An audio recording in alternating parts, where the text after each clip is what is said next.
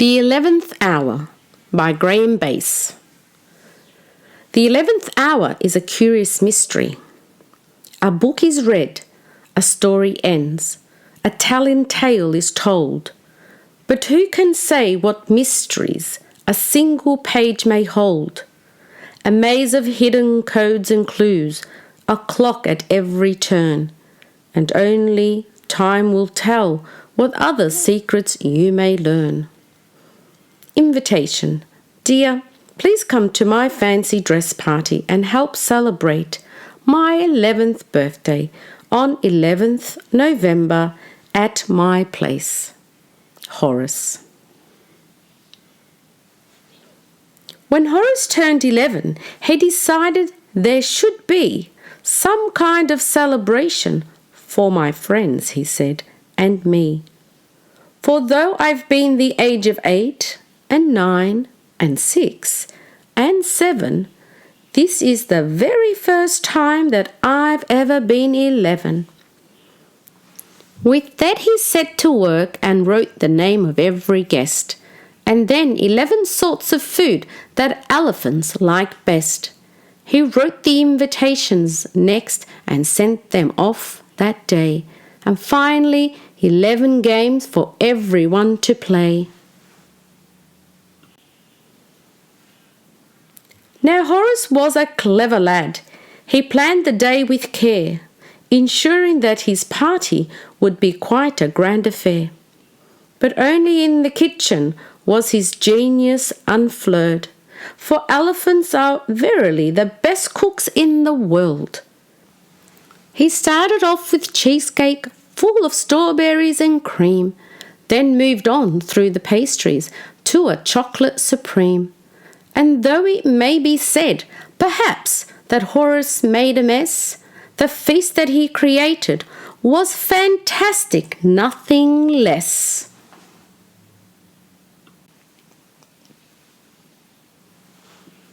It was early in the morning when the party guests arrived, and each was wearing fancy dress most artfully contrived.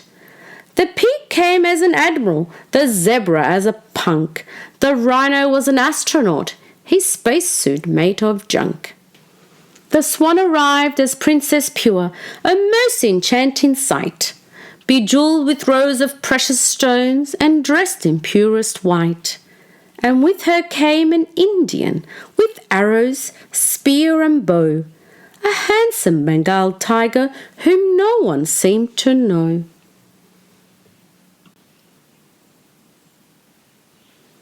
The mouse came as a musketeer, his head and hat held high, a swagger in his footsteps and a twinkle in his eye. The cat was Cleopatra, Queen of Egypt and the Nile, and masquerading as a judge was Sam the crocodile. And then there was a pair of twins, two sisters, both giraffes, who turned up dressed as angels and received a round of laughs.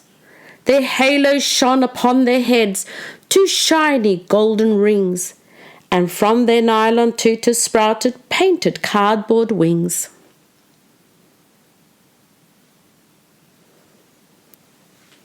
The guests were met by Horace as they stepped into the hall.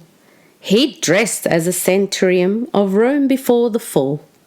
And once inside they looked around and noticed with a smile the way the hall had been designed in high Renaissance style. No sooner had they entered than a rumour filled the air and stopped the conversation as the news spread everywhere. The host had made a banquet. It was huge, immense in size, and one by one the guests were drawn within to feast their eyes. For there upon the table was the feast that Horace made, a wondrous spread of cakes and buns and jugs of lemonade, and in its midst a centrepiece of grand design was placed, that left no doubt young Horace had superb artistic taste.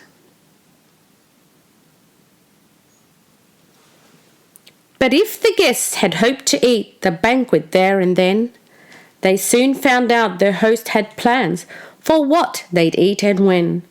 For Horace told them firmly, not a crumb would they devour, until the time that he had set, the 11th hour.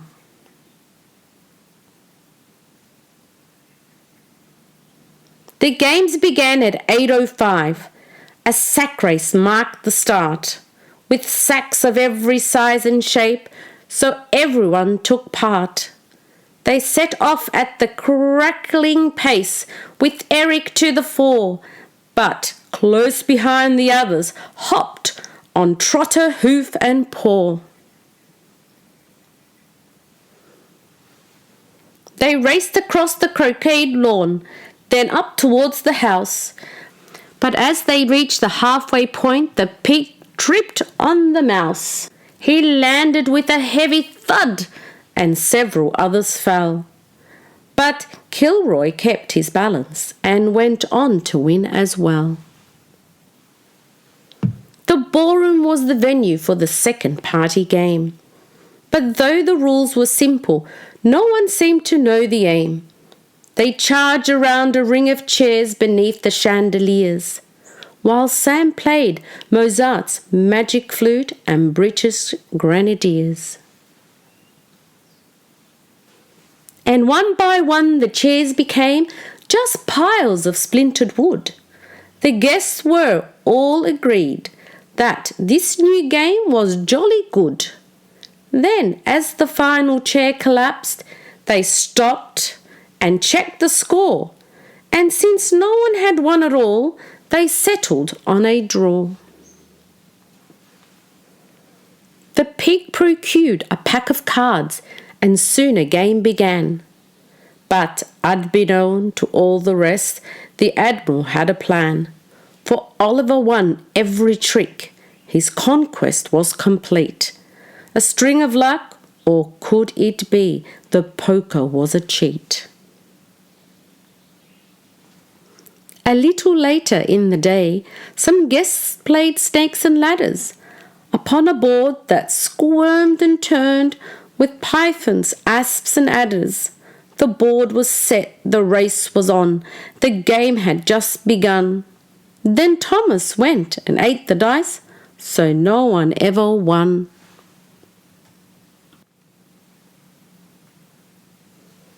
A cricket match was organised for those who knew the game. The twin giraffes had no idea, but fielded just the same. But Oliver, a boastful pig, had made it understood that when it came to batting, he was really rather good. The tiger donned the keeper's gloves and crouched behind the stumps, and waited for a chance to show his skill at leaps and jumps. The pig went for a mighty swing, but only clipped the ball. And Maxwell leapt and caught him out. Pride comes before a fall.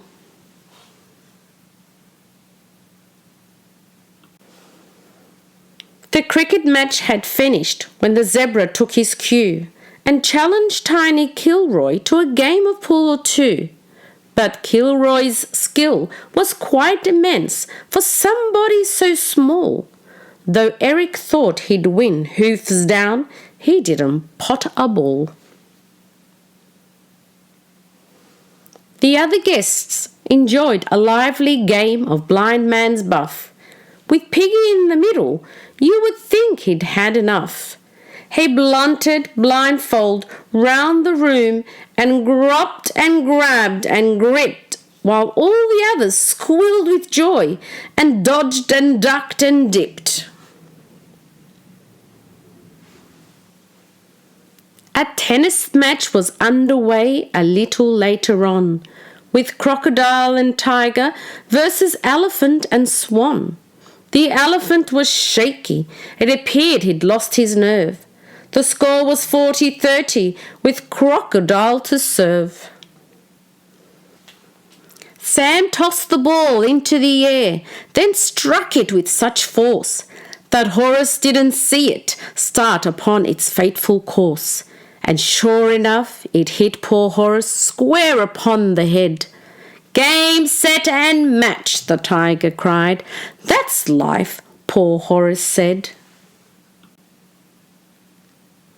And meanwhile, midst Egyptian columns, row on silent row, a seeker searched while others hid, a game that all will know.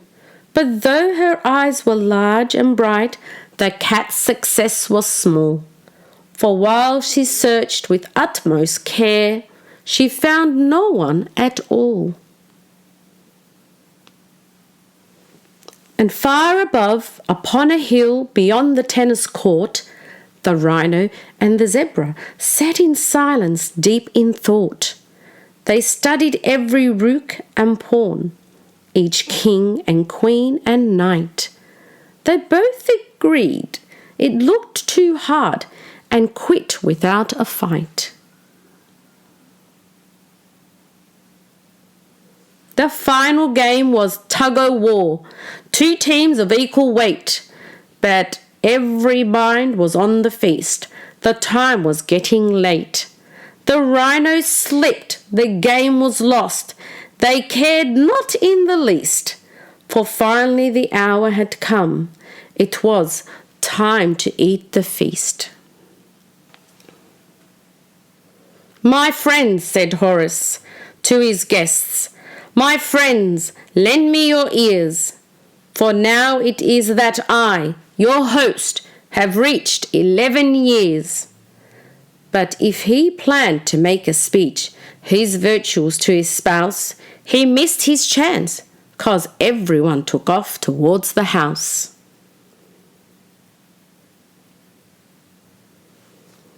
They raced each other up the stairs, 11 steps in all, then past the marble statues leading to the banquet hall. And there they stopped. Nobody spoke. They stood in disbelief, for all the food had disappeared. "August," they cried, "a thief!" The cakes had turned to scattered crumbs. No cream was to be seen, and nothing now remained where once the chocolate mousse had been. The centerpiece had toppled, not a strawberry was left.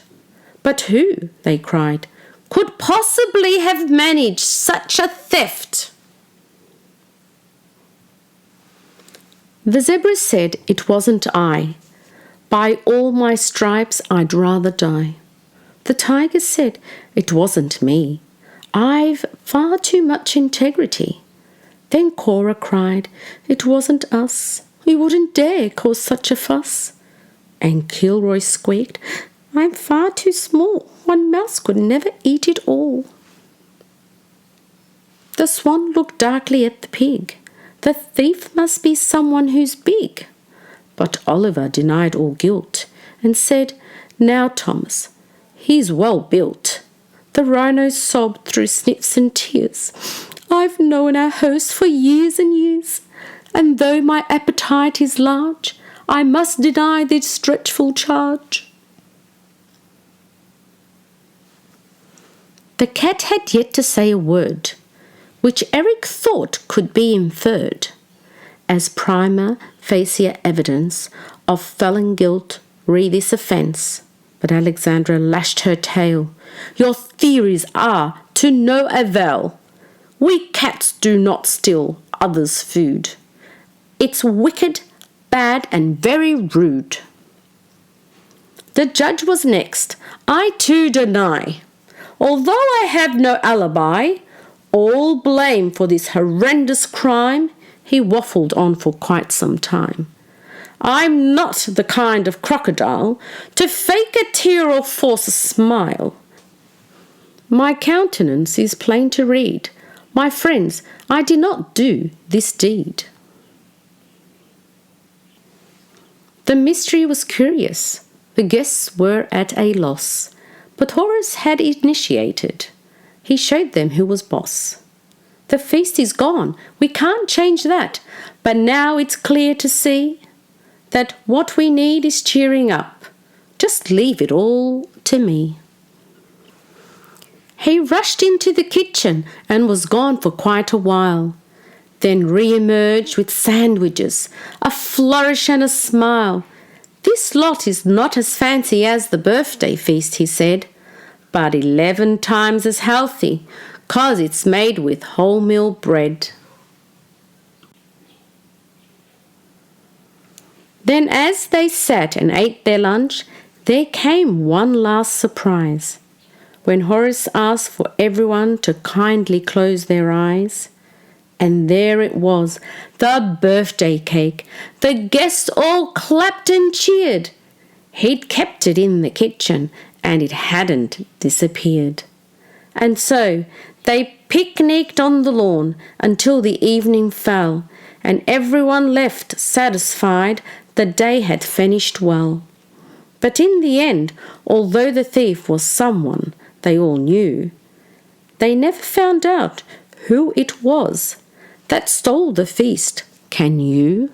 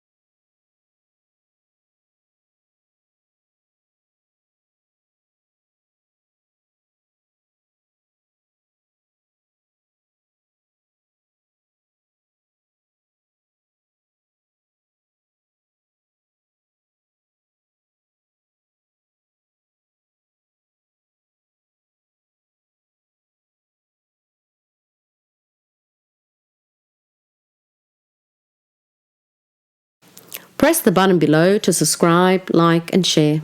I hope you've enjoyed it. See you next time.